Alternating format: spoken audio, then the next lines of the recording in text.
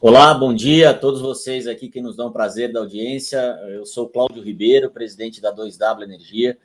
A gente está numa jornada hoje do 2W Day, que é um dia de debates, palestras, painéis com pessoas e personalidades que, de alguma maneira, ajudam-nos a nos informar, a nos colocar tendências para que tanto eu quanto vocês, consumidores do setor elétrico, nossos agentes autônomos, clientes, parceiros, consigam entender essas mudanças que estão acontecendo de maneira cada vez mais rápida e se posicionar, obviamente. E eu tenho um prazer aqui nesse segundo painel do dia, que a gente vai tratar sobre ESG, essas três letrinhas que estão sendo tão faladas e tão importantes aqui para o desenvolvimento do Brasil, né? A gente está agora exatamente no meio acho que termina amanhã, da COP 26, que está tratando bastante também dessa mudança de conceitos e no setor elétrico uma transição energética no mundo e que o Brasil vem a reboque e a gente tem muita coisa a extrair de bom disso, né? Então, esse segundo painel, ESG, o caminho da energia renovável, eu tenho o prazer de estar com duas pessoas que nas suas áreas de atuação têm bastante conhecimento e que vão poder estar dividindo conosco um pouco das suas experiências e das suas visões. Vou apresentá-los aqui. Então, estamos aqui com o Gustavo Pimentel. O Gustavo Pimentel é da Citaui, o diretor da Citaui. Vocês vão entender o que faz a Citaui. Eu já vou passar a bola para o Gustavo nos explicar um pouquinho o que é a Citaui, para dividir com vocês. E também o Luiz Gabriel, o Gabriel Totti de Azevedo, que é chefe da divisão do IDB, que é o Banco de Desenvolvimento Interamericano, né? Que é um banco, é o BID, vocês devem ouvir muito falar na mídia há tempos no Brasil, é uma instituição importante, multilateral, e o Luiz Gabriel, executivo sênior de sustentabilidade e ESG no BID. Então, eu acho que vai ser uma jornada bastante informativa e interessante. Eu queria começar agradecendo você, Luiz Gabriel, e você, Gustavo, pela oportunidade de estar dividindo comigo e com quem nos assiste um pouco da experiência de vocês. Eu queria já começar passando a bola para você, o Gustavo, depois eu também vou te pedir a mesma coisa, Luiz, um pouco, se você pudesse dizer o que é a Citaui exatamente e o que faz a Citaui para quem está nos assistindo. Obrigado, viu? Perfeito, obrigado, Cláudio, prazer estar aqui com vocês no 2W Day.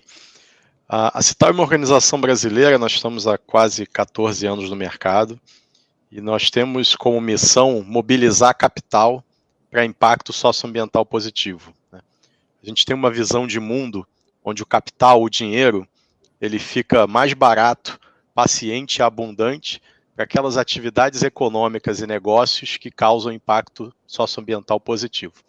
O outro lado dessa moeda é que a gente também imagina um mundo onde o capital seja mais caro, impaciente e escasso para atividades econômicas e negócios que causam impacto socioambiental negativo. Então, nesse contexto, a gente tem essa missão de mobilização de capital. O nosso lado A aqui da Citaui trabalha principalmente com capital filantrópico e capital concessional.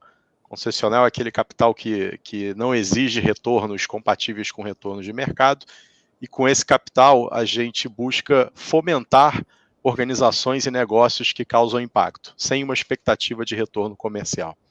Já o lado B da Citaui, que fica aqui sob a minha responsabilidade, nós somos a maior prática de consultoria e pesquisa em ESG, ou em finanças sustentáveis do Brasil e da América Latina. Então, nós principalmente ajudamos investidores, setor financeiro e grandes alocadores de capital a integrarem esse ESG nas suas tomadas de decisão. Então, ao prestar esse tipo de serviço, a gente imagina que eles vão usar esses fatores na tomada de decisão e vão nos aproximar daquela nossa visão, o capital mais caro para um lado e mais barato para o outro. É isso que nós fazemos, Cláudio. Obrigado, Luiz. Por favor, se você pudesse dizer um pouquinho, rapidamente, óbvio que o BID todo mundo conhece, mas se você pudesse dizer qual é a função do BID, especificamente essa vertical que você lidera dentro do IDB. Obrigado, Cláudio. Um prazer estar aqui com você, com o Gustavo. Como você falou, o Banco Interamericano de Desenvolvimento é um banco multilateral, cujos acionistas são diversos países, no caso do Grupo BID, 48 acionistas, 48 países, e nós basicamente apoiamos o desenvolvimento econômico na América Latina e no Caribe. Atuamos nos 26 países, do México ao Sul, não é? América Central, Caribe e toda a América do Sul. O banco existe há 62 anos.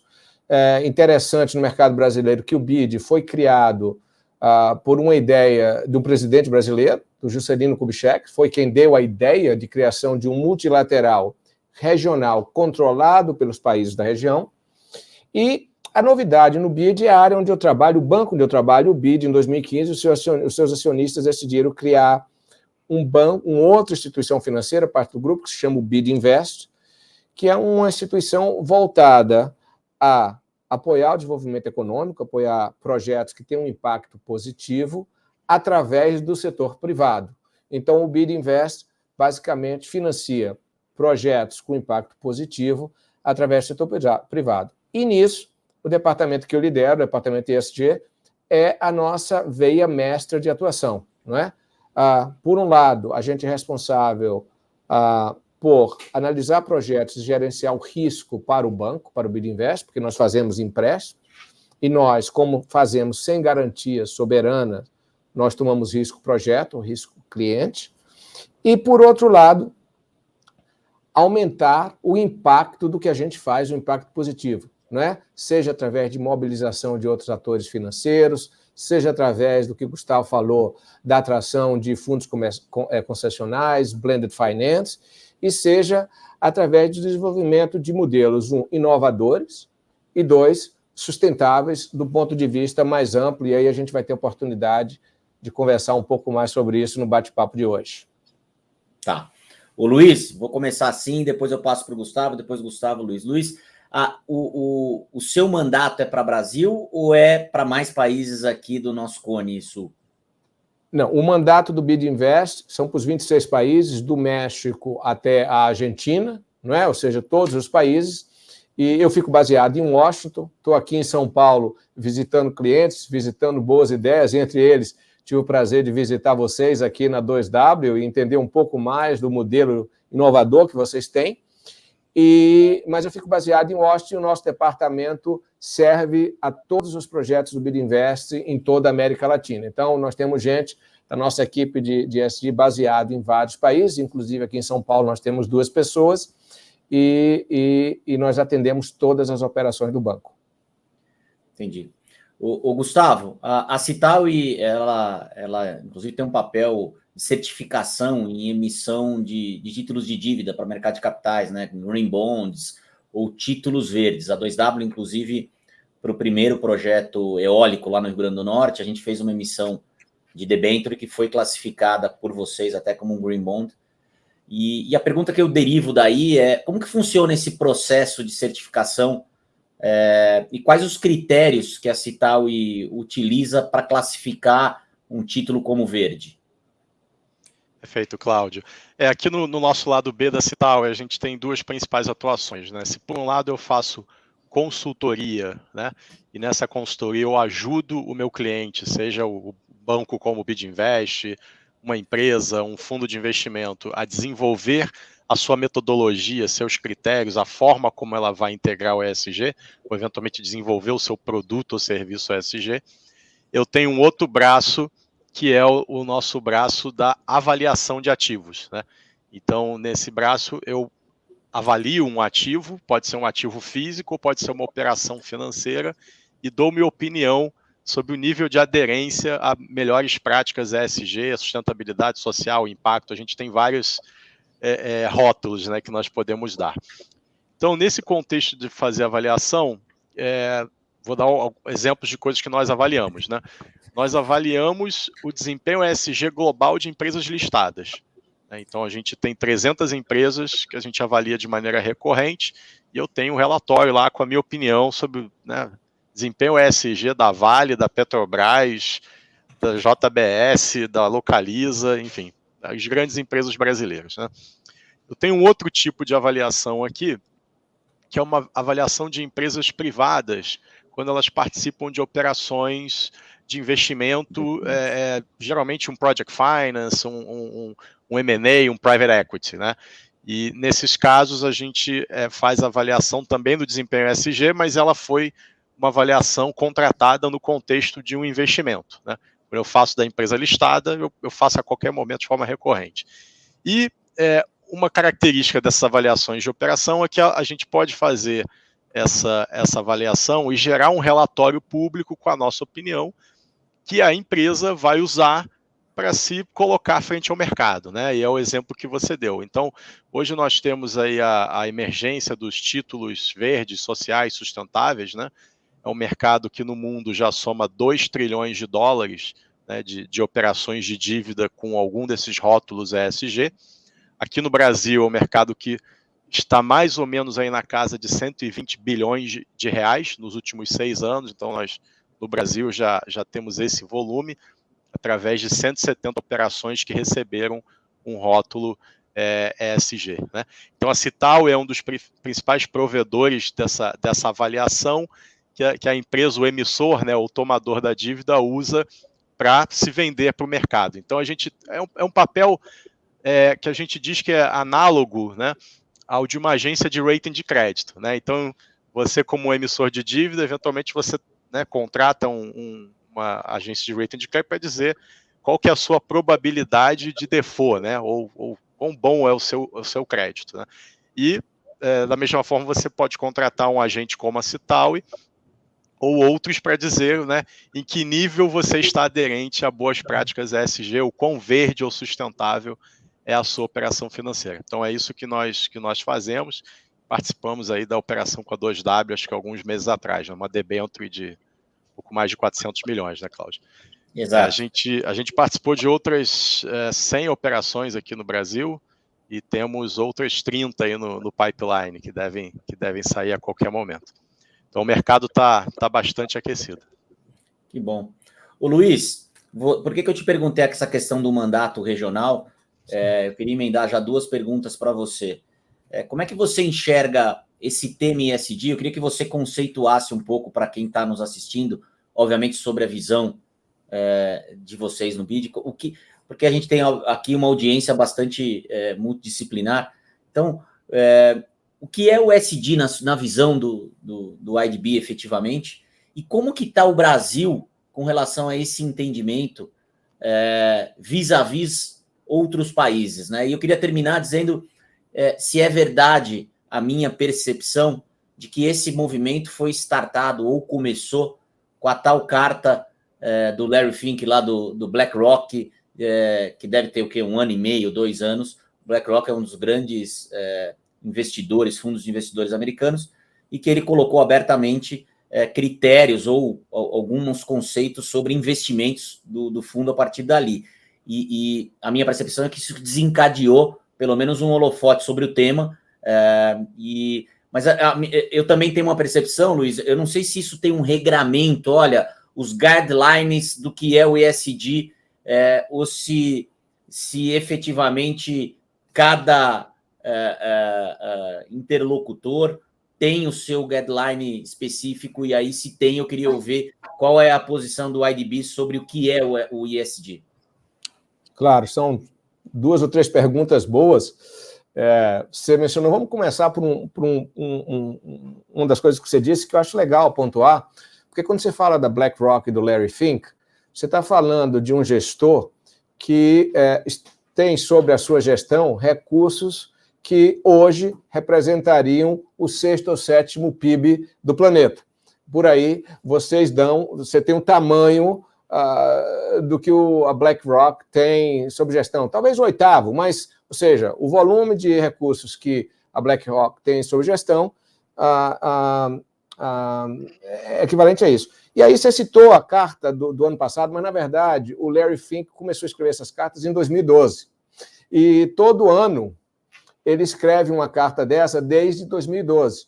E você vê, principalmente, a evolução da postura dele e da BlackRock, e eu não quero personalizar nem no Larry nem na BlackRock, mas pelo tamanho que significa, a evolução em relação aos aspectos de ESG, clima, impacto, desenvolvimento social. Ele já tem uma carta nova agora de janeiro de 2021, vale a pena dar uma olhada.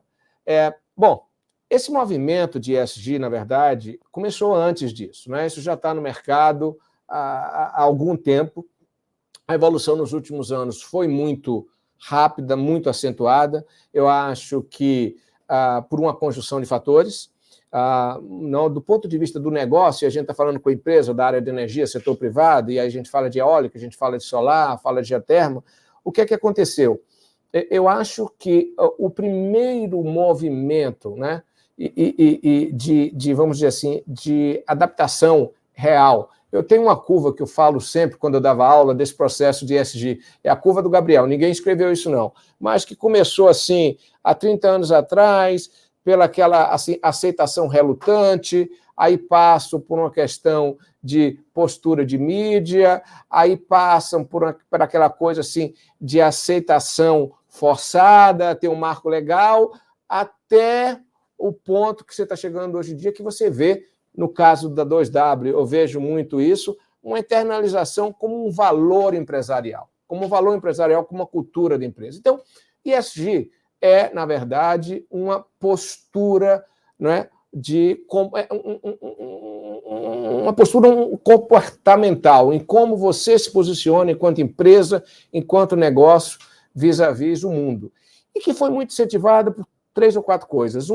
Foi um movimento que se iniciou com empresas nos Estados Unidos, onde houve a definição, em 2018, em Davos, isso foi muito falado, de uma mudança de um shareholder capitalism para um stakeholder capitalism, no qual se definiu que o papel das empresas não era simplesmente o lucro, atender apenas os seus shareholders, mas atender também a uma gama mais ampla de atores, os stakeholders, no qual os shareholders são muito importantes, os acionistas, mas você tem os colaboradores, você tem os fornecedores, sua cadeia de valor, e você tem a sociedade em geral, né? Isso leva que as empresas adotem um pouco mais de uma postura de longo prazo versus uma postura de curto prazo. Quando você pensava só nos acionistas, você buscava maximizar o risco, o retorno, o lucro em pouco tempo, não é? E isso você estava servindo aos objetivos imediatos, principalmente da gama de acionistas que não tinham uma visão de longo prazo. Quando você muda essa postura e você pensa na longevidade das empresas, você passa a adotar uma postura diferente. Eu digo sempre que o que causou isso foi o movimento inicial, e eu acho que esse movimento não se deu apenas por valores éticos de jovens empreendedores ou de velhos empreendedores que mudaram de postura, mas muito por uma questão de gestão de risco. As perdas foram trilionárias. Né? Se você olha, a gente tem um estudo de perdas relativas a falhas de ESG nos últimos anos, né, nos últimos 15 anos, você chega a $1 trilhão. E aí você entra, por exemplo, aqui no Brasil, os desastres com a Vale, 2 deles repetidos, ou o desastre que aconteceu com a plataforma da BP, a Deepwater Horizon, no Golfo do México, que se tornou até blockbuster de Hollywood. Então, começou muito por aquela coisa assim, como é que eu gerencio os riscos para o meu negócio, os riscos para a minha reputação. E aí se transformou também nessa outra vertente que hoje cresce muito, Cláudio, da oportunidade de gerar novos negócios, de fidelizar clientes, né? De ter como seu processo de negócio, né, gerar valor para outros também. E aí uma das coisas que eu sei que você está fazendo, mais de 800 agentes independentes de energia, são pessoas ou pequenas empresas que, por um lado, estão promovendo um modelo inovador de lidar com energia, por outro, estão promovendo uma mensagem positiva sobre utilização de energia renovável, eles estão se capacitando com isso, e eles estão capacitando os seus clientes, o condomínio, o indivíduo, a padaria, a pequena empresa que assina com vocês no Mercado Livre, que vai passar, através da sua plataforma fintech ou através da assistência que vocês dão, entender como o consumo dele está variando, qual é a diferença dele receber a energia de um projeto solar versus de uma térmica a óleo diesel. Então, são valores complementares que sua empresa está gerando ao mesmo tempo que está atendendo aos objetivos dos seus acionistas. Então, esse processo, eu acho que é um processo sem volta. Obviamente, a discussão sobre clima, e você falou da COP, né, trouxe muito à mesa sobre isso, e o Gustavo sabe disso, porque ele certifica, ele analisa, né? Nós, como banco hoje, já estamos internalizando os custos de uma possível taxa de carbono nos nossos balanços, vamos ter que fazer isso formalmente em pouco tempo, porque os nossos acionistas querem saber qual é o risco, mas aí eu tenho feito analogia, o que é que a pandemia trouxe de bom nisso, né? Acho que a pandemia trouxe muita coisa. O que você está fazendo aqui foi uma delas. Nós estamos todos distantes, todos muito próximos, todos iguais, com centenas de pessoas nos assistindo. Mas uma outra coisa que a pandemia trouxe, do ponto de vista do ESG, ela aterrizou um pouco esse conceito de mudança climática. E eu vou explicar em 10 segundos por que eu acho isso. Né? A questão do clima é uma questão que todo mundo ouve falar, é uma questão fundamental para a economia, para o futuro do planeta, mas é uma questão que ainda, para a maioria das pessoas, Cláudio, um pouco subjetiva. Não é? É o único desafio global que a humanidade enfrenta, ou tem enfrentado, era o único, não é? Mas que estava longe de nossas casas. Você se preocupava com as mudanças climáticas, mas não afetava seu filho ir para a escola ou seu funcionário vir para o escritório da 2W. O que é que aconteceu com a pandemia? Nós nos deparamos com o segundo desafio de ordem global da era moderna, da história moderna, da civilização, mas que entrou na sua casa, que entrou no meu escritório, que afetou a escola dos nossos filhos. Então, isso eu acho que aterrissou muito para as empresas, principalmente para governos, o que significa um desafio de dimensão global nessa área. Então, sobre padrões, eu não quero monopolizar palavras, a maior parte das empresas tem os seus padrões. Existem hoje alguns padrões de ESG que são muito utilizados no mercado. O Gustavo está na área de Sustainable Finance. Os princípios do Equador e os padrões de desempenho do IFC, a nível de devida diligência, a nível de avaliação de projetos, são, sem dúvida, os mais usados. Hoje, 126 instituições financeiras no mundo, inclusive aqui no Brasil, Banco do Brasil, Itaú e outras, aderiram a eles, são os mesmos que a gente usa. Os bancos multilaterais, como o BID, como o IFC, como o Banco Mundial, têm como missão, né, promover a adoção de novos paradigmas. Então, por isso, nós temos requerimentos que vão, muitas vezes, um pouco mais além do que os requisitos de mercado. E, finalmente, ESG, como é que eu vejo hoje? O E, muitos desafios, mas há gerenciados.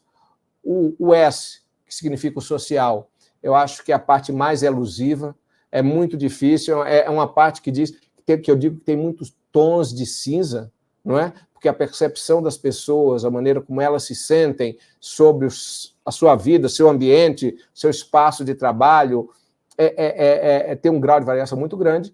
E eu acho que a parte mais ou menos valorizada ainda do ESG é o G, é a parte de governança, que é uma das partes com a qual eu mais me preocupo, e aqui no Brasil a gente tem visto isso, e é onde eu acho que a gente pode trazer mais valor para o mercado e para as empresas. Eu vou parar por aqui, porque eu tenho certeza que o Gustavo tem muito que agregar aí nessa conversa. Não, muito bom, Luiz. Eu queria já emendar essa última fala sua para passar para o Gustavo também, porque eu percebo hoje essa questão, como qualificar a importância das 3 letrinhas, né? Do E, do ambiental, que é o environment, do social e a governança. Para alguém que não tem todo o conhecimento de vocês, me parece que a governança seria a base para os demais vetores, né? Porque se você não tem uma companhia com uma governança muito forte, independente, que determina, com bastante disclosure e bastante accountability ali sobre determinados temas, você pode incorrer em erros nos outros vetores. Mas, emendando isso a você, Gustavo, o que eu queria entender é o seguinte: hoje eu tenho uma preocupação grande com o que a gente chama de greenwashing, né? Que o que é marketing efetivo que as companhias fazem para talvez acessar o dinheiro não vou falar do IDB, mas do Itaú, como o Luiz falou, e o que efetivamente você entende que as companhias estão fazendo no Brasil que vale a pena, porque eu acho que tem um efeito educativo e outro multiplicador, né? A gente tem sempre a pensar pela lógica econômica. Se eu fizer tal coisa, o Itaú vai me emprestar mais barato. Mas a lógica deveria ser outra. Se eu fizer tal coisa, independente do Itaú me emprestar mais barato o dinheiro, o meu funcionário vai estar mais feliz, vai produzir mais, o meu cliente... E aí tem essa questão das cadeias que começam a educar, né? O meu fornecedor agora exige o meu cliente exige que eu tenha tal postura. Como é que você enxerga essa questão do ESG no ponto de vista da Cital e esse guideline que eu chamo, o Luiz passou a visão dele, e se você também se preocupa com essa questão do greenwash ou é uma preocupação que faz parte, mas a gente vai avançar? Não, perfeito. 5 perguntas em uma, mas vamos lá. Acho que primeiro, complementando o conceitual, né, que o Luiz Gabriel trouxe, a gente gosta de ver o ESG. Primeira coisa é dizer que ESG não é binário, não é ser ou não ser, não tem o conceito de empresa ESG, a gente não gosta, a gente não usa, né? E a primeira forma que a gente gosta de quebrar é que o ESG ele pode estar relacionado ao seu produto ou serviço ou as suas operações e a sua conduta. Então vamos trazer um exemplo aqui do setor de energia, né? 2W, geração e venda de energia renovável. Se você pensar do âmbito de produto e serviço, né, você está com a nota ESG de produto e serviço lá em cima, né? Agora, obviamente não estou falando da 2W agora, você pode ter uma empresa de energia renovável que não tem uma boa governança, que não trata bem os funcionários, que espreme os fornecedores, que tem trabalho escravo, que compra o painel solar de um fornecedor que polui né, o lençol freático, os recursos hídricos, que faz o projeto eólico com problemas no reassentamento de populações, enfim. Então você pode ter um monte de problema de operação e conduta mesmo num produto e serviço entendido como bom. E o reverso disso também é verdade, né? Você pode ter empresa de tabaco, né? O produto dela é horrível, é um problema de saúde, né? Mas ela faz uma boa gestão de fornecedores, compra de pequenos agricultores, tem boa gestão né, da plantação do tabaco, a planta industrial pode ser uma planta super verde, usa energia renovável na planta industrial e por aí vai. Então, no fim das contas, a gente tem que trabalhar com esses dois eixos, né? Não dá para dar sentença de morte a setores com produtos ou serviços, né, ruins. A gente, na verdade, tem que ajudá-los a transicionar para modelos de negócio, atividades, produtos e serviços que são compatíveis, né, com o mundo que a gente precisa, mas todo mundo tem que lidar bem com a parte de operações e conduta, né? Talvez na linha do que o Luiz estava falando da gestão de risco, né? E aí, quando a gente olha, né, o E, o S e o G, parte dessas coisas que ditam a sua operação e conduta já estão na legislação, né? A legislação pode variar por país, mas se você olhar, Brasil tem legislação ambiental, tem licenciamento, tem legislação trabalhista, tem saúde e segurança, tudo isso está no S, está no E, tem coisa para resíduos, né? Parte de governança, dependendo do porte da empresa, se é listada, se é aberta, se é capital fechado, se é limitada, tem requisitos mínimos de governança na legislação, e a partir disso você tem um bloco que supera a legislação e vai no caminho de boas práticas, né? Que é, obviamente, o próprio exemplo que o Gabriel estava trazendo, né? No BID, como missão, você tem sempre que ir um pouco além da legislação, né? E puxar as boas práticas. Então é isso um pouco do que a gente quer ver. Para definir né, o que é mais importante, o iOS e o G, Cláudio, eu vou concordar parcialmente com a sua afirmação de que a governança é a base, tá? Eu vejo as coisas muito interligadas, então você ter uma das letras forte ajuda na outra, mas vamos lembrar que nos últimos 5, 6 anos, a maioria das empresas que tiveram sérios problemas de governança e corrupção, tiveram que assinar aí acordo de leniência, etc., tinham excelente performance ambiental e social, tá? Pagavam bem os funcionários, tinham diversidade, estavam com licenciamento ambiental em dia. Então, não é condição necessária. Eu acho que ela ajuda, mas ela não é condição necessária. E aí, acho que o grande ponto do E, do S e do G, e conectando com o greenwash, né, é que a gente traz aqui o conceito de materialidade, né? Ou seja, o que é importante dentro do ambiental, social e governança para o seu setor, para a sua atividade econômica, para a sua área de atuação, né?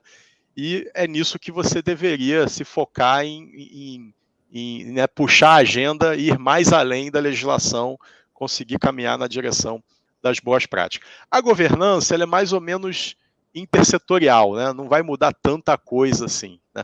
Mas o ambiental e o social podem ter diferenças significativas. Se você é um banco, se você é uma indústria, se você é do agro, se você é energia, né? Você tem muita diferença e peso relativo dessas coisas. Então, as empresas precisam pensar nisso.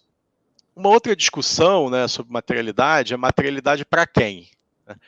Então, existem guias, guidelines e diretrizes que sugerem que você deve priorizar os temas ESG na medida que os temas ESG te impactam o seu lado econômico, né? Então, por exemplo, em energia, você tem que, né, para fazer bom projeto de energia, você tem que ter um bom entendimento, uma boa gestão do processo de aquisição de terra, desenvolvimento de projetos, gestão da comunidade do entorno. Por quê? Se você não faz isso bem, você não consegue comprar terra, o licenciamento ambiental atrasa, a comunidade vai ser contra o projeto, vai reclamar da obra, eventualmente vai bloquear lá o caminhão que vai levar a torre eólica e o seu projeto atrasa, e aí você vai lá atrasar a parcela do bid, do financiador, né? Então, a boa gestão de alguns aspectos ESG, às vezes, estão me beneficiando do ponto de vista econômico. Então, essa é uma forma de ver a materialidade. A outra forma de ver a materialidade é o que eu faço está melhorando o mundo, né? E, às vezes, você tem práticas ESG que, ao mesmo tempo em que melhoram o mundo, te beneficiam, né? Te dão uma melhor gestão de risco, eventualmente até te beneficiam economicamente, mas nem tudo, né? Nem tudo é assim. E é um pouco daí que é uma das formas que surge o greenwash, né? Então, é a empresa... O que é o greenwash ou maquiagem verde? Eu gosto muito de traduzir como maquiagem em vez de lavagem, tinta e tal. Que é aquela coisa, a maquiagem é você, né, melhorar um negócio que na essência está num nível e você, né, superficialmente vendeu de outra forma, né? Então esse é um ponto importante, né? A maquiagem verde é algo que a gente deve combater porque ela cria no mercado, né, um problema competitivo, né? Você não está entregando o impacto positivo se você está maquiando as coisas que você está fazendo. Então, esse é um ponto de preocupação. Eu diria que existe a maquiagem verde, que ela é feita com má intenção, mas eu também acho que tem um pouco de maquiagem verde que acontece por outros dois motivos, né? Um é o motivo que eu digo que é o desalinhamento na empresa entre quem faz e quem comunica, né? Eventualmente você tem a área operacional, temos uma ação ESG aqui, legal, a gente sabe exatamente o quão boa ela é, mas aí, sei lá, o marketing, a comunicação está desalinhado e sobrevendeu aquilo. Então é um desalinhamento interno. E a gente tem um outro motivo que eu também identifico, que é, na verdade, o pouco conhecimento, né? Então como tem muita gente entrando na agenda de sustentabilidade ESG, algumas empresas meio que perdem o parâmetro do quão boa realmente é aquela prática, né? Então, às vezes, você está propagandeando algo que é basicamente cumprir a legislação, né? Ou você está colocando algo como super ESG, mas que todo o seu setor já faz, e você, na verdade, estava atrasado, né? Então, acho que esse é um pouco do que está acontecendo hoje. Eu acho que é um estágio, e eu tenho dito bastante, né? Acho que a minoria vem da má intenção, acho que tem mais relacionado ao desconhecimento e desalinhamento. Mas uma coisa que eu posso dizer é, assim como a mentira, o greenwash tem perna curta, né? É muito fácil de pegar. Então, eu deixaria aí esse alerta. Tá bom. Ô, Luiz, aproveitando a experiência do IDB em outros países, né, uma preocupação que eu tenho é como disseminar quais são os desafios que as companhias têm, né, no Brasil para implementar o ESG, né? Um dado que eu trago, por exemplo, a gente falou aqui do BlackRock, mas os Estados Unidos, por exemplo, tem 8 mil, 10 mil companhias de capital aberto nas bolsas nos Estados Unidos. O Brasil tem 400. Então, a grande maioria a 2W emitiu um título verde agora de 475 milhões, que foi certificado pela Citaui, mas é a 2W, né? A grande maioria dos empregadores e que carregam grande parte do PIB nas costas não vai emitir uma debênture de 475 milhões, são as pequenas e médias empresas, grande parte das quais são nossos clientes. Como é que você enxerga a maneira de disseminar o ESG nesse público, que é o que vai transformar a nossa realidade, né? Eu queria ouvir você, Luiz, e essa mesma pergunta depois ao Gustavo. Muito boa a pergunta, Cláudio, eu agradeço. Mas antes eu queria voltar a duas coisas. Você falou aí da Bolsa, 400 versus 8 mil. Austrália, eu acho que tem mais de 2 mil empresas listadas, Israel, né? Mas com tudo isso, uma coisa que é importante, aí você falou da sua debênture verde, com tudo isso, com todas as, vamos dizer assim, desafios que nós temos, o mercado de capitais no Brasil né, é bastante mais desenvolvido que qualquer outro país na América Latina. Então, quer dizer, você tem que colocar relativamente. Quando você compara a gente com os Estados Unidos, com certos países, a gente está, né? Porque você me perguntou como é que estava o Brasil. Mas quando você coloca o Brasil, mercado de capitais, bolsa, por exemplo, o índice de sustentabilidade da Bovespa foi o quarto do mundo, foi o quarto criado no mundo, tá? Então, e é uma das poucas bolsas que tem dados de diferencial de valoração entre quem está no índice de sustentabilidade e não há mais de 20 anos. Então, a gente era... E isso vale também para a parte da sua pergunta, legislação ambiental, legislação social, as coisas que o Gustavo mencionou tão bem. E aí, antes de chegar lá, eu só vou fazer só porque é bate-papo, a gente tem que provocar. Eu concordo mais com você do que com o Gustavo no negócio de governança, tá? E eu conheço bem os exemplos que ele falou, a empresa que talvez tenha sido o centro ou o símbolo da Lava Jato, era a empresa de construção pesada considerada no mercado mundial como o melhor exemplo de gestão ambiental e social de grandes obras. E eu conheço bem o caso. Então, não é porque houve falhas de governança que levaram às falhas de conformidade, de compliance. Então, o sistema de governança não funcionou como um todo. Agora, eu não conheço uma empresa, uma grande empresa, né, que esteja realmente na vanguarda da gestão ambiental e gestão social, que tenha um sistema de governança completamente desorganizado, que tenha um sistema de governança. Então, eu acho... E ele disse que concordava parcialmente com você. Eu acho que nós não estamos discordando. Eu acho que ele estava assim... né, entramos na churrascaria, ele pediu assim... né, médio para menos, e eu estou dizendo que é médio para mais. Mas eu acho que estamos os dois mais ou menos na mesma página. Sua pergunta, como é que a gente traz isso para o cliente da 2W? Com modelos inclusive, você tem que dar a dose certa. Você não pode esperar que aquela pequena rede de supermercado do interior de São Paulo, que tem 14 lojas, né, enfrente, por um lado, os mesmos riscos, ou tenha o mesmo nível de impacto positivo ou negativo que o Carrefour. Por outro lado, o princípio que o Gustavo colocou muito bem em relação aos seus produtos e serviços, não é? Por um lado, e como você gerencia a sua empresa, eu acho que vale para todos os níveis. Agora, como é que a gente dissemina isso? A gente dissemina isso através de modelos replicáveis e através de construir com esses pequenos e médios negócios, os grandes empregadores, propostas de valor, propostas ganha-ganha.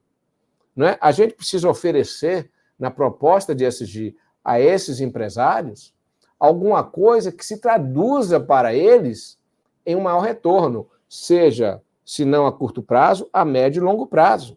Não é? Porque é isso que interessa para eles. Eles precisam sustentar a vida dos 50 funcionários que eles têm. Eles precisam manter... Então, e no nosso caso de um banco de desenvolvimento, quer dizer, nós hoje no BID operamos sob uma estratégia que a gente chama Nossa Visão 2025, que tem 5 pilares. Um deles é a recuperação econômica da região pós-pandemia, mas 2 deles estão muito relacionados aqui com o que é nessa conversa que você fala.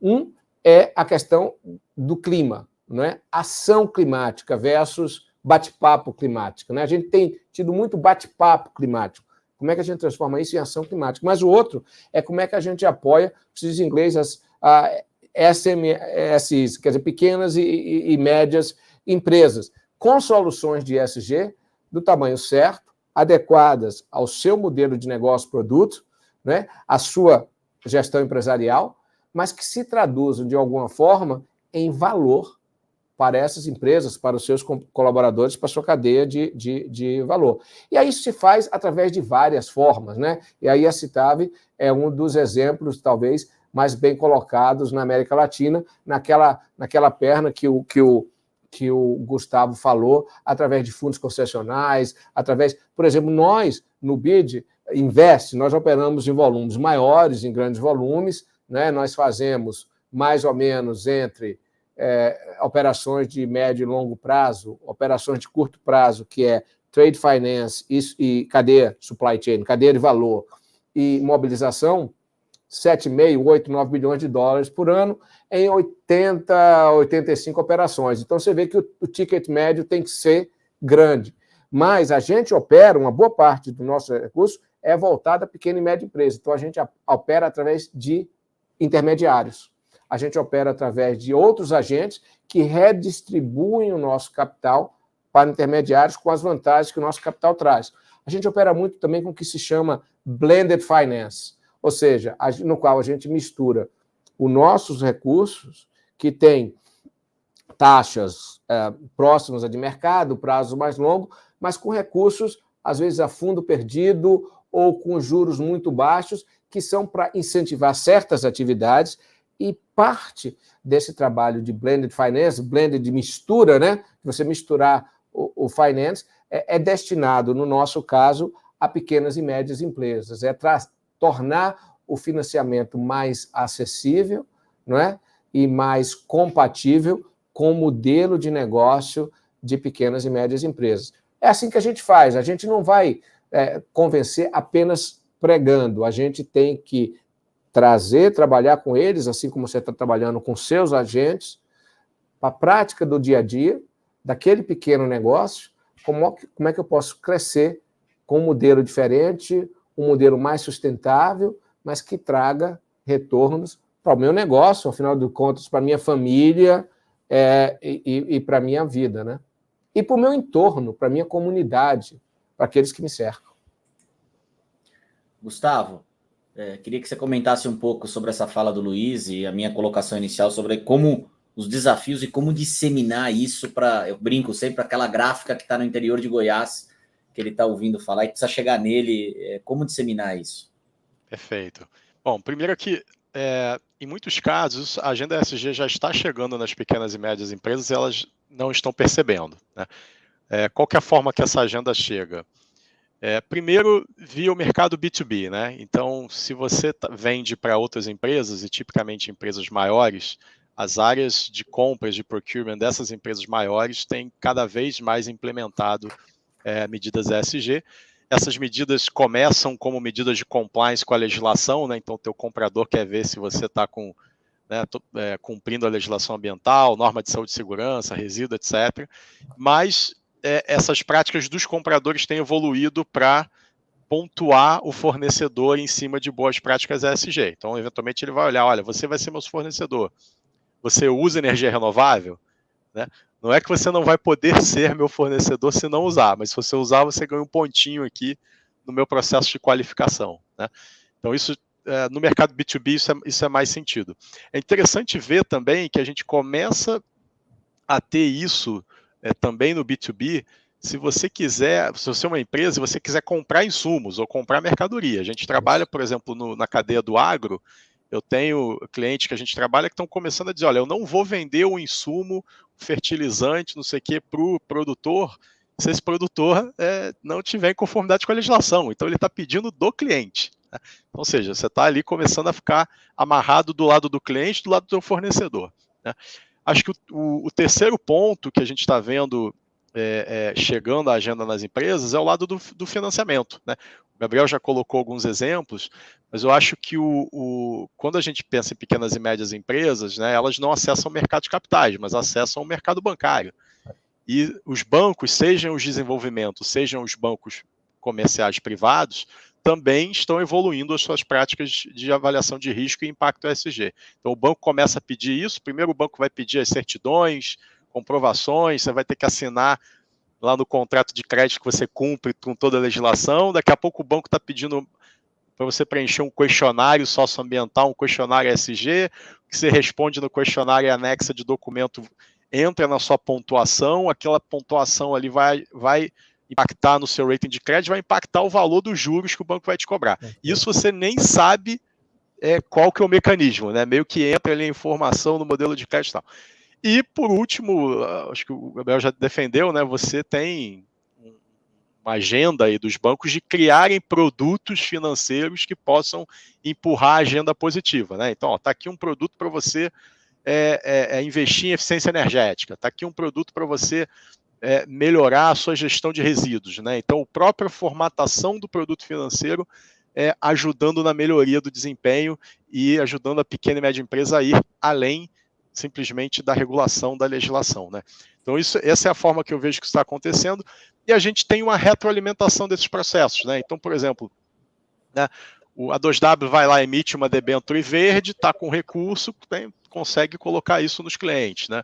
Um banco emite um título verde também, e nesse título verde ele se compromete a financiar energia renovável nos clientes de porte pequeno, né? Nós já fizemos várias operações assim com bancos. Aí começa a chegar a linha de crédito verde focada em energia renovável. Então, o mercado de capitais, né, os bancos, no fim das contas, né, vão intermediar a relação dos pequenos com o mercado de capitais, onde essas práticas estão mais avançadas. Mas eu nunca esqueceria aí da cadeia produtiva, né?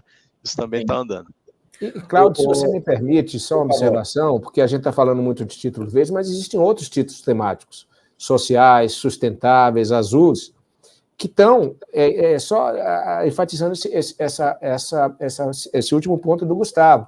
Nós agora estamos trabalhando com um cliente, fizemos um aqui com o Itaú, mas fizemos com um cliente agora na Colômbia, que nós conseguimos a emissão de um título de gênero, por exemplo, destinado, e foi assim, o título foi colocado no mercado em poucos minutos, expirou, e qual era o objetivo? Esse banco se propôs a financiar projetos com pequenas e médias empresas lideradas por mulheres.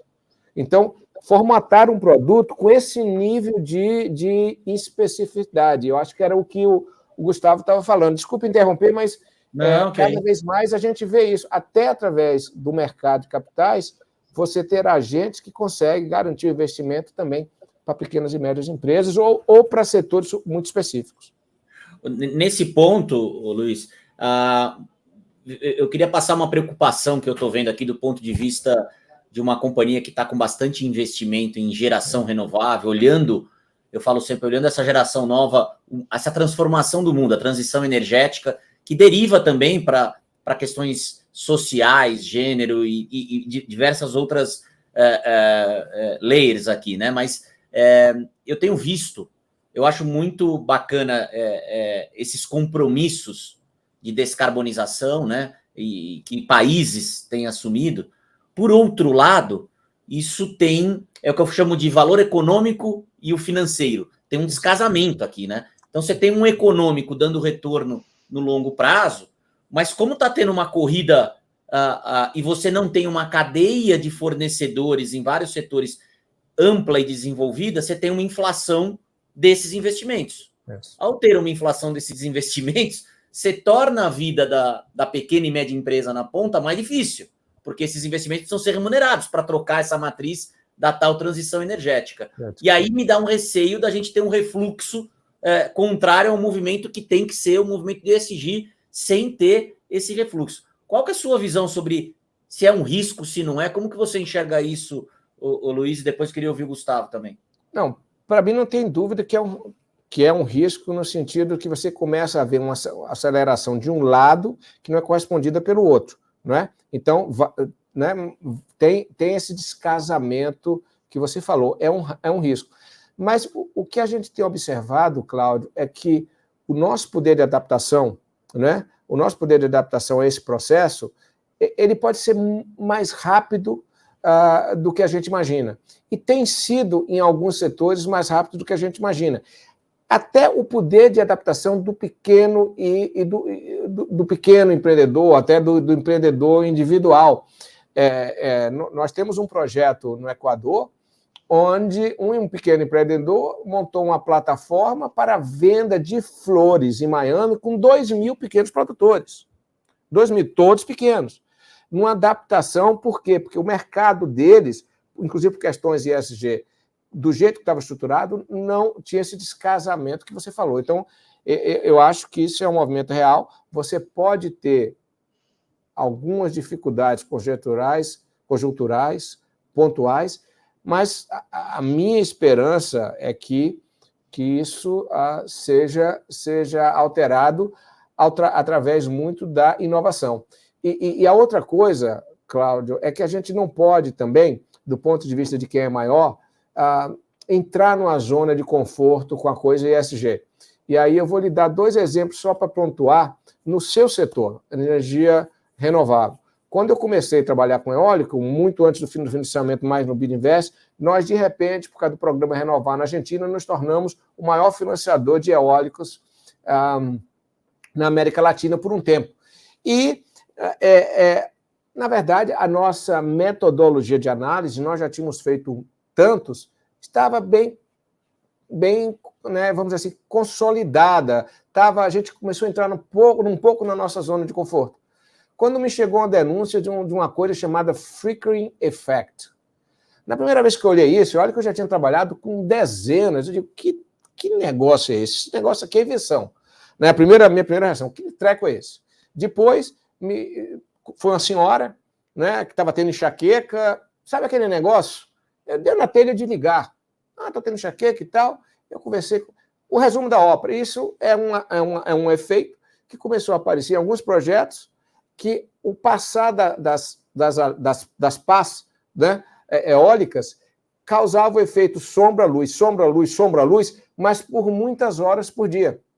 Primeira vez que eu vi isso, mas você sabe que já se documentaram diversos projetos, não é? E que afetaram as pessoas. Então, você vê, tem isso. Recentemente, o Gustavo eu espero que a Sutavo esteja em cima disso, porque a gente confia muito na certificação deles, eu espero que, né, solar, eu sei que está aí no seu portfólio projetos solares. Em janeiro apareceu uma série de denúncias na cadeia de suprimento, não é na fabricação dos painéis, é na fabricação do polissilício metalúrgico, que é usado nos painéis, onde existe uma denúncia que saiu no New York Times, saiu no Financial Times, saiu no The Guardian, sobre trabalho forçado, sobre isso. E isso rapidamente gerou... Então, por exemplo, uma indústria mais benigna do que energia renovável, do que a indústria solar, talvez não exista. E isso gerou, por exemplo, imediatamente uma legislação em mercados importantes, como Estados Unidos, Canadá e Inglaterra, proibindo a importação de uma enorme gama de painéis, o que causou um daqueles efeitos que você fala, um enorme descasamento, gerou inflação, está gerando problemas entre oferta e demanda. Eu só estou dando esses 2 exemplos porque são 2 indústrias, do ponto de vista ambiental, de sustentabilidade, muito boas, benignas, mas que mesmo assim, conjunturalmente, ou, né, aqui e ali, sofrem desafios importantes. Então, nesse processo de ESG, de evolução das empresas e sua adaptação, e nós também, como financiador, a gente nunca pode entrar naquela zona de conforto, achar que nada vai acontecer, aqui nós estamos aqui operando, vamos fazer 200 torres, todas vão ser iguais, nenhuma vai ter problema, porque não é bem assim. Então, você estar sempre atento, se desafiando é importante, e lançar a mão da inovação, porque parte de redução desse diferencial de inflação que você fala é você fazer as coisas de uma forma diferente, com mais criatividade, fazer mais rápido. Por exemplo, quem ia imaginar que iam criar uma empresa no país que, de repente, né, ia estar vendendo energia no mercado livre e, em tão pouco tempo, com o número de clientes que você tem, com um modelo muito focado em cima de inovação, de plataformas computadorizadas. Talvez o seu modelo só funcione hoje, só vai crescer, como eu tenho certeza que vai, pelo aspecto de inovação e o aspecto digital que você trouxe para a sua empresa. Gustavo, me dá uma pincelada aqui, como é que você enxerga se é risco, se não é isso que eu estou enxergando dessa questão do econômico versus financeiro e que isso possa ser um refluxo ou não numa vertente de ESG para frente. Vamos lá, com certeza. Acho que tem práticas ESG, né, que elas acabam sendo boas práticas econômicas no curto prazo. Então, eu estava vendo a vinheta aqui da 2W, né? Você chega lá no cliente e fala, olha, toma aqui energia solar 15% mais barata. Não precisa pagar nada na frente. Então, cara, quem não vai querer, né? 15% mais barato, energia solar, legal.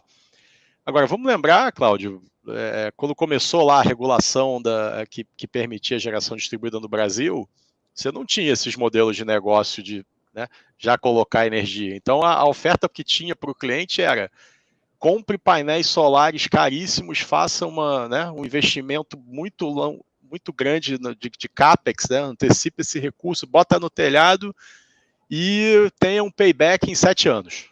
Né? Sujeito a, se o preço da energia variar da distribuidora, pode ser que o payback seja de 10, 12, ou pode ser que seja de 5, na média 7. Né?